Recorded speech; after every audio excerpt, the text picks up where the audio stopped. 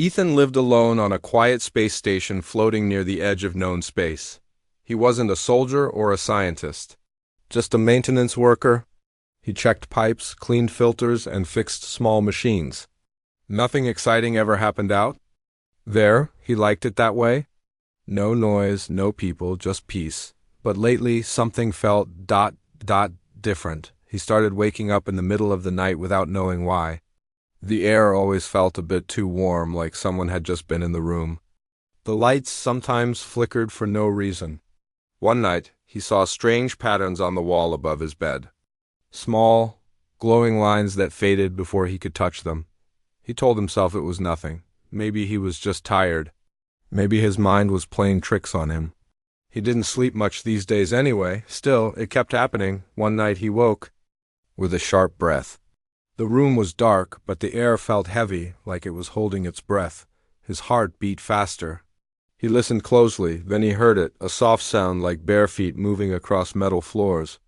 Slow, careful steps, too light for boots. Too soft to be an animal. He sat up and reached for the small light next to his bed. He turned it on, but there was nothing. No one. Hello? He called out. His voice cracked. Silence. He stood, checked the hall outside his room, and looked around the station. All the doors were sealed. The station's AI reported no life signs besides his own. Everything seemed normal. But it didn't feel normal. Later, when he returned to bed, he noticed something strange. The blanket had moved. It looked like someone had laid beside him. The fabric was still warm. He touched it with shaky fingers. No one was there. The next day, he tried to ignore it. He kept busy checking the oxygen levels, cleaning the solar panels, running system tests. Nothing helped. His mind kept drifting back to the night before. That evening, he sat near the window with a cup of recycled tea, staring out at the stars. "If something's out there," he said softly, "you can talk to me." No answer came, but that night, he dreamed again. In his dream, he wasn't alone. He was lying in bed and someone was beside him. A shape, curled close. Not heavy, not cold, warm, peaceful. He didn't feel scared. He felt calm, like something was watching over him. Not to harm, but to understand him. He woke up slowly. The memory of the dream still fresh in his mind, and then he heard it again. A voice, not out loud, but inside his head. "You are kind. I didn't mean to scare you." He froze. "Who are you?" He whispered. The voice didn't come again, but he felt something in the room. A quiet hum, like a gentle thought brushing against his mind. He didn't sleep much after that. The next day, he checked the AI logs again. Still no record of another presence, no signs of hacking or life forms. But power levels had dropped slightly during the night. Lights had turned on and off in certain corridors, just like before. Something was here, and it was watching him, but not in a threatening way. He didn't feel fear now, just confusion. And curiosity. As night came again, he kept the lights off. He sat on his bed and whispered, "Are you here?" "Nothing. I know you're not trying to hurt me. I just want to understand." A pause. Then, a feeling like a hand brushing gently across his thoughts. "I listen, I watch. Your mind is calm." "I like the quiet. Are you real?" Ethan asked. "Yes, where are you?" "Near you." "I hide. I do not wish to be seen." Ethan nodded slowly. He lay down on the bed, heart pounding but steady. "You can stay," he whispered. "But please, don't scare me. I won't." As he closed his eyes, he felt it again, a warm presence, not touching him but close. Near his thoughts, soft, calm. And for the first time in weeks, he slept deeply. Ethan woke up slowly. For a moment, he forgot everything. The silence of the station felt normal again. But then he remembered the voice, soft, calm, not spoken aloud. But inside his head. It hadn't been a dream. He sat up and looked around the room. Nothing was out of place. The lights were off. The small desk light glowed softly. But he felt something, like someone had just stepped out of the room. He rubbed his face. "What's happening to me?" He whispered. He made breakfast, but his thoughts stayed on the voice. He had never believed in anything strange. He liked simple things, tools, machines, clean schedules. Now, he wasn't sure what to believe. As he sat at the table, eating slowly, another thought drifted into his mind. But it wasn't his. I'm sorry I scared you. His spoon stopped. He looked around, even though he knew there was no one there. You're here again? I never left. He felt something like a gentle smile in his head. Not a sound, not an image, just a warm feeling. Who are you? He asked. And why are you in my mind? The answer came slowly, carefully. I don't have a name like yours. My people speak with thoughts. I came to this place by accident. I didn't know. A human was here. Ethan leaned back in his chair. So, you're not part of any known species? No, I've never met a human before. Your thoughts are ... peaceful. He blinked. Peaceful? Most people wouldn't say that about me. You are alone. But you are not angry. You dream gently. I wanted to feel that. Ethan's heart beat faster. Part of him still wanted to run a full scan of the station. Call command. Report this strange event. But another part of him didn't want to. Instead, he asked, what do you look like? A pause. I don't think you would be scared, but I prefer to stay hidden. He stood and looked into the hallway. Are you close? Yes. He turned his head slowly. No sound, no movement. Just that soft hum in his mind, like a gentle song without music. Okay, he said quietly. You don't have to show yourself. But maybe you can tell me your story.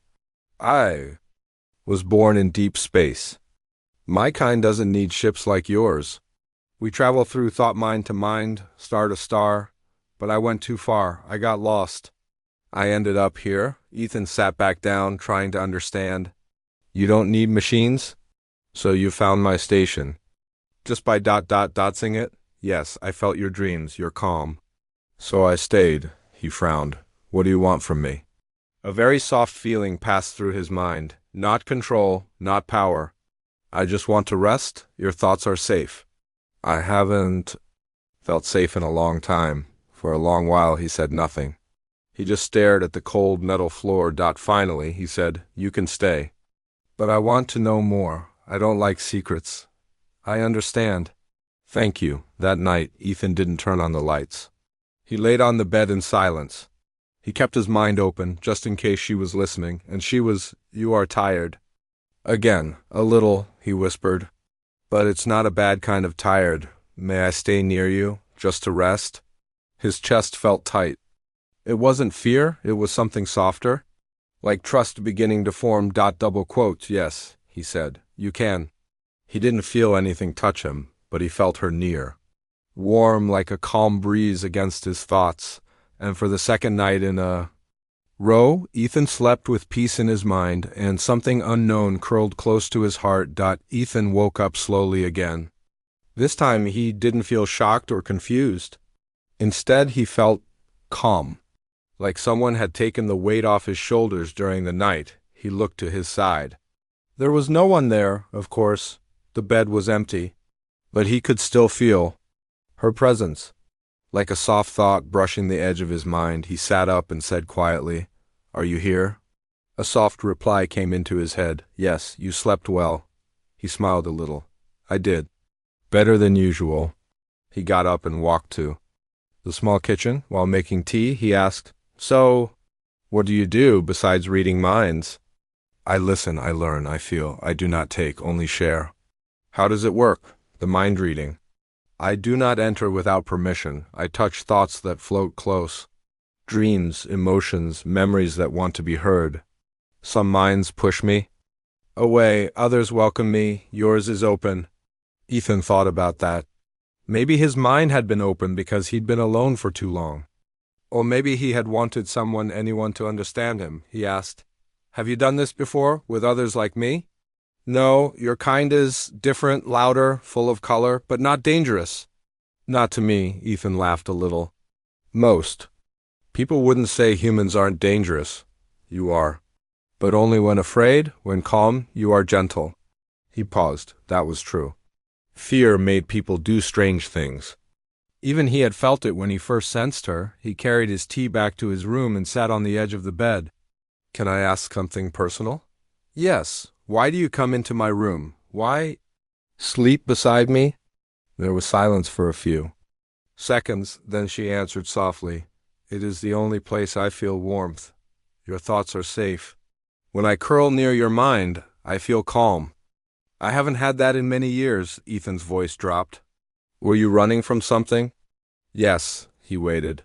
"There were others like me. We moved through space together. We shared everything. Then came the hunters. They fear what? They can't control. They chased us. Captured many. I escaped. But I lost them all. I have been alone since then." Ethan felt a heavy sadness in his chest. "I'm sorry." "You don't need to be, but thank you." For a few minutes, they sat in silence. No more words, just the quiet hum of the station and the soft link between their thoughts. Finally, he spoke again. "Do you have a name?" "Not like yours." "My name is a feeling, a shape of thought. It is hard to speak with your words. Can I give you one?" A pause. "Yes." Ethan thought for a while. "How about ... Sira?" "Sira?" she repeated gently. "It is light. I like it." He smiled. "Then Sira it is." From that day he started talking to her more. Sometimes out loud, sometimes in thought. She answered. In soft replies, always gentle, always close. He told her about Earth, about oceans, trees, music, and food. She didn't know what ice cream was, but she liked the idea of it. She told him stories from her people, how they once sang with thoughts across the stars, how they floated between minds like travelers in a dream. At night, she always returned. He never saw her, but he felt her. Sometimes it was like a soft blanket, wrapping around his mind. Other times it felt like a hand holding his without pressure or weight. "Thank you for staying," he whispered one night. "Thank you for letting me," she replied. Ethan's days started to feel different now. The space station no longer felt so empty. He still worked, still repaired broken lights, still checked the air filters. But his mind was no longer quiet. Tit had company. I didn't speak all the time. She didn't need to. Sometimes her presence was enough. Just knowing she was there, somewhere nearby, made Ethan feel like he wasn't alone anymore. He would ask her questions as he worked. "Do you like the stars?" "Yes, I listen to them. They sing softly." "Can you hear thoughts from far away?" "Only when mine's call to me." Yours called first. One evening, as he was writing in his logbook, he paused. "Did I really call you?" "I don't remember." "Doing that, not with words, but in your sleep. Your dreams reached out. They were sad and quiet. Like a voice whispering, 'Please don't leave.'" Ethan lowered his pen. That sounded like something his mind would do without asking him. "First, you said you sleep beside me," he said. "Can I ever see you?" The final days of Leary's mission were filled with hope and challenge. The planet's leaders had come to respect her strength and wisdom, and many began to accept her heat response not as a flaw, but as a new sign of Zashari evolution. But not everyone was ready to change. Some voices still whispered that emotions were a danger, and Leary's connection with Ethan was a risk to the balance of their kind. One afternoon, as Leary and Ethan prepared to return to the station, a crisis erupted. A powerful ambassador from a rival system demanded control over the planet's resources and threatened to use force. The leaders called an emergency meeting. Leary was chosen to lead the negotiations, but with one condition: Ethan must stay away to avoid distracting her. I understood. She nodded silently. But Ethan wasn't ready to stay behind. "Leary," he said softly, "I want to help. We've faced challenges before. This time will be no different." She looked into his eyes. The memories of her flare when she lost control and how he had helped calm her came rushing back. "If I lose control," she said, "it could destroy everything we've built. Then we control it together," Ethan said.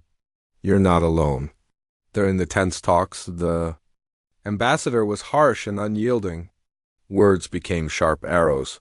The room grew heavy with threat. I felt the old heat rising inside her chest. The glow began to spread beneath her skin. She steadied herself, but then stopped. She closed her eyes. And breathed. Ethan stepped beside her quietly. His calm presence was like a cool breeze. Her glow pulsed, but this time she controlled it. The energy. that once frightened her now flowed through her like power. She stood taller. Her voice was firm. We will not be threatened. Peace is the path. Respect is the key. The ambassador hesitated, then nodded slowly. The room erupted in cautious applause. After the meeting, Leary and Ethan walked out together. She smiled, a true smile, bright and warm. Thank you for staying, she said. Always, Ethan replied. They returned to the station, greeted by friends and allies who now saw Leary not as fragile, but as a leader who balanced strength and heart. The council lifted all restrictions, officially recognizing her new path. One evening, as stars filled the sky, Leary and Ethan stood side by side on the observation deck. She reached out and took his hand. When I get close, she whispered, my heat no longer frightens me. It reminds me of you, of us. Ethan squeezed her hand gently. And I'll always be here. The flare that once caused fear had become a symbol of trust and power. Together, they looked to the future, a future where differences were strength, where emotions were not chains but wings, and in the quiet light of the stars, a human and as Ishari began a new chapter. One of hope, courage, and the unbreakable bond between two very different souls. Sir didn't answer right away. Then she said, you might not understand my shape. I can change how I appear, but it may still surprise you. I don't scare easy, Ethan said, but I won't pressure you. That night, as he lay in bed, he left more space beside him. He didn't know why, but it felt right. Like saving a seat for a friend. You left room for me, Sira said gently. Double closer. May I come closer? You always ask, he smiled. You don't have to. It is polite. Your mind is yours. I respect that. He closed his eyes and waited. Slowly he felt her presence move near. Not physical, but real. Like a warm breath against his thoughts, and then something new happened. He felt a soft weight near his side, like something had settled on the bed, not cold, not heavy, just present. He didn't open his eyes. Somehow, he knew it would break the moment. Instead, he whispered, You're here. Yes, you feel warm. Your thoughts give warmth to me. He didn't know what that meant exactly, but it made him smile. They lay like that in silence. Two beings from different worlds, sharing the same quiet space. No fear, no danger. Just rest, but the peace wouldn't last. 3 days later, Ethan was checking the outer sensors when the alarm sounded. A ship had entered the system. Small, fast, and moving directly toward the station. That's strange, Ethan muttered. I didn't request any supply runs. He checked the ship's signal. No call sign, no identity. Just a blank approach. Sarah, he said quickly, do you sense anything? She answered fast, and her voice held tension for the first time. They are not friendly? They are hunters? They found me? The ones who chased you before? Yes, they track minds like mine. They fear what they can't hear. Ethan's fingers tightened on the console. Then we need to hide you.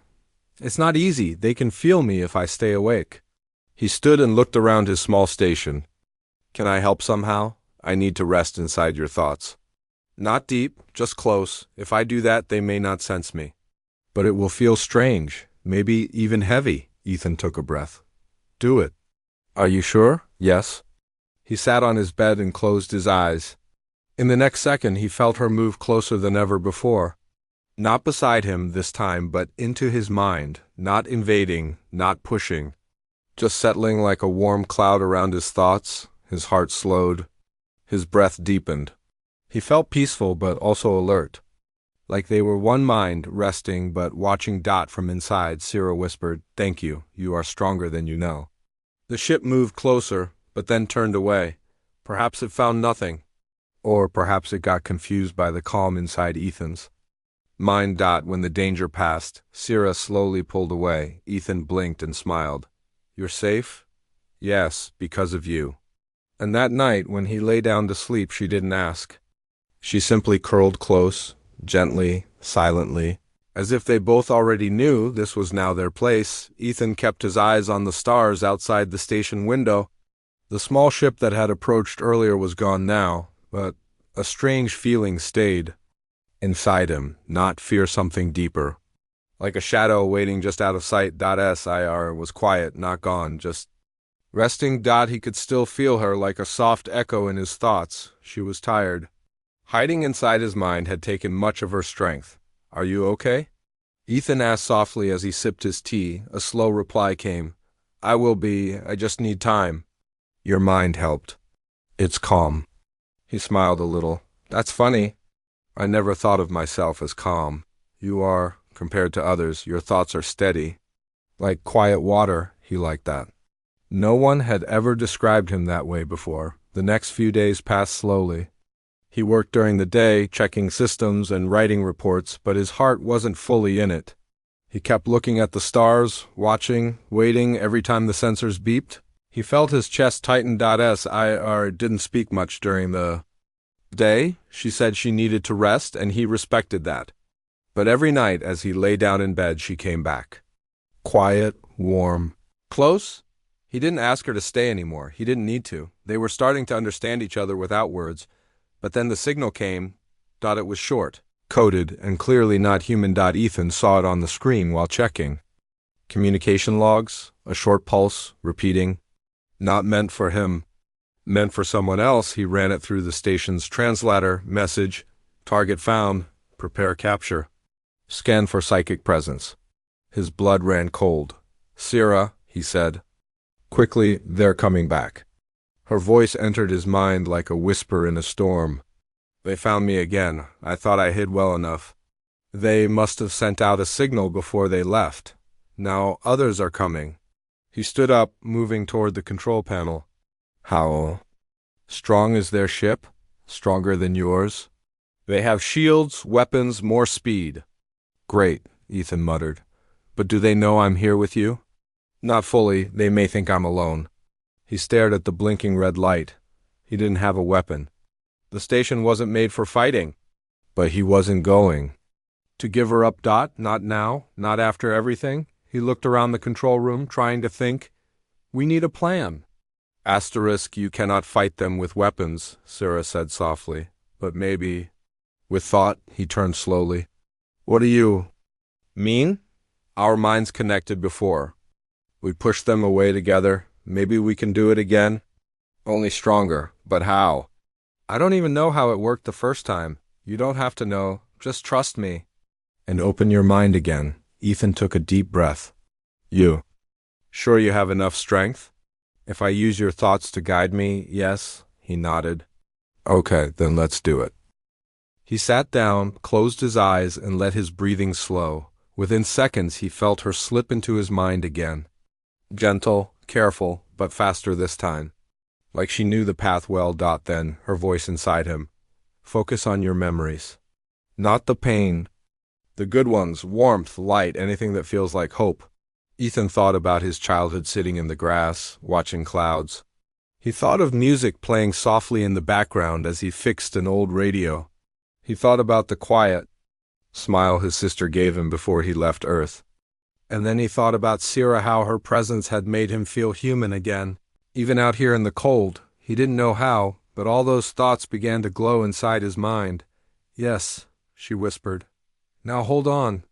Outside, a new ship appeared, large, dark, scanning beams lit the station. And then a wave of energy exploded outward, invisible, silent, but powerful. The hunters inside the ship clutched their heads, their minds filled with a storm of unfamiliar feelings. Peace, joy, laughter, music, warmth, love. They had no defenses for it. They turned their ship away, engines burning hot as they fled into space. Ethan slowly opened his eyes. The room was quiet.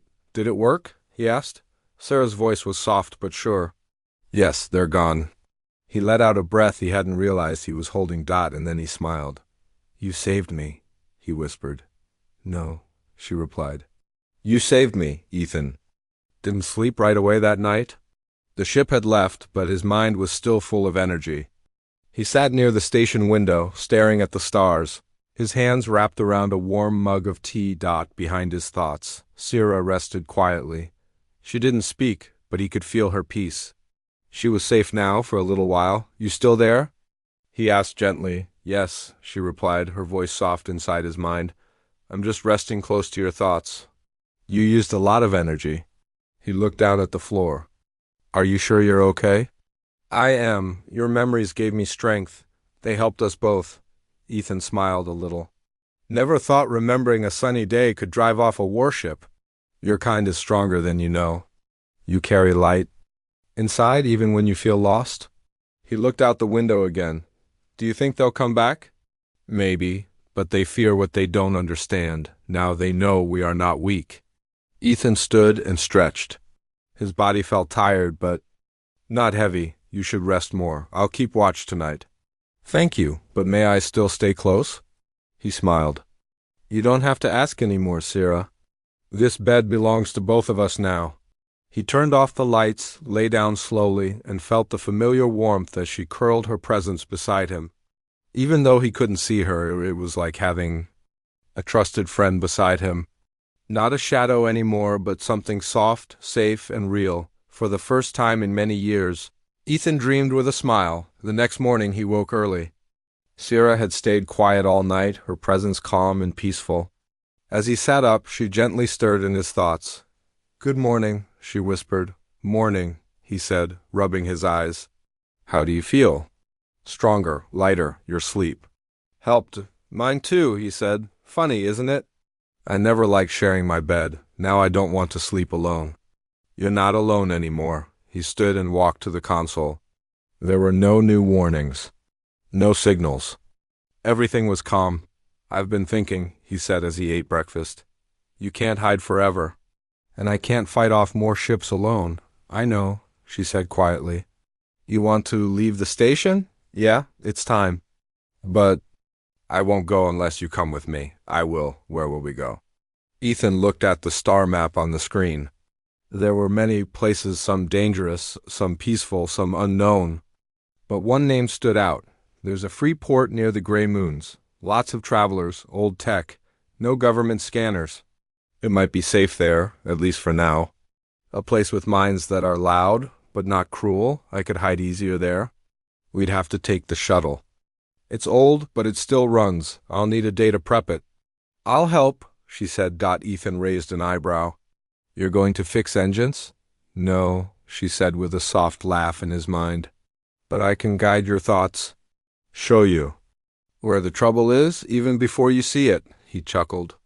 That might be better than any tool. The day passed quickly. Ethan checked wires, fuel levels, emergency systems, and life support. Every time he reached for a panel, Sira gently pushed a thought into his mind. Check the corner, or look again under the valve. She was always right. By nightfall, the shuttle was ready.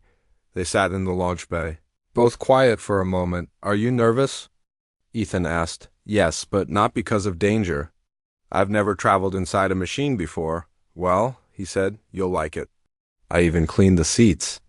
She laughed again, a soft sound inside his head that made his heart feel warm. That night, they didn't speak much. They just laid close, minds touching lightly. It was the last night on the station. And somehow, both of them knew things were about to change. Not just the stars outside, but everything. The shuttle's engines hummed softly as Ethan prepared for launch. Sira sat quietly beside him, her presence calm but full of energy. This was no longer just a hiding place, it was the start of a new journey. Ethan took a deep breath and looked at the controls. Ready? Ready, the countdown began. Lights blinked, engines warmed, and with a gentle shudder, the shuttle lifted. Off from the station. Outside, the stars stretched wide and endless. Ethan's heart raced with excitement and fear. He glanced sideways at Sira. How do you feel? He asked. Free. Like a bird waking after a long sleep. The flight was smooth at first. Ethan guided the shuttle past asteroid fields and old satellites. Sira helped by sharing thoughts, warning of minor debris or shifts in energy. Their minds worked together like a team. You're a good pilot, Sira said softly. He smiled. And you're a good co-pilot. They talked less as the hours passed. Both lost in their own thoughts but connected like never before. Ethan thought about what had happened, how a strange voice had entered his mind and changed his life. He thought about the lonely nights, the danger, and the quiet moments of peace with Sir. Soon, the gray moons came into view, large, rocky, and cold, the free port lay hidden in a valley beneath one of them. "This is it," Ethan said. "Our new home. Or at least a new beginning." They landed gently, engines cooling as the shuttle rested. Ethan opened the hatch, breathing the recycled air of the port. It was noisy, full of different species and ships. "A mix of travelers, traders, and wanderers. You'll like it here," Ethan said. "Lots of minds, lots of noise. Perfect for hiding," Sira smiled inside his mind. "And maybe ... for living." They left the shuttle and stepped into the bustling port. Ethan felt the excitement of new possibilities, new friends, and new challenges. Sira stayed close, her presence a warm comfort. Days passed. Ethan found work repairing small ships and machines. Sira explored quietly, learning about this crowded place filled with many different beings. One evening, as they rested together, Ethan asked, "Do you think we'll be safe here?" "We must be. But safety comes from trust, not walls." He nodded slowly. "Then let's build that trust. Together." Their minds touched softly, and Ethan felt a joy he had never known before. He wasn't just a lonely human on a distant station anymore. He had a partner, a friend. Maybe even more. And Sira wasn't just a hidden mind or a silent presence. She was real, here, with him. The stars stretched endlessly above them, full of mystery and promise. And together, Ethan and Sira would face whatever the galaxy had waiting next.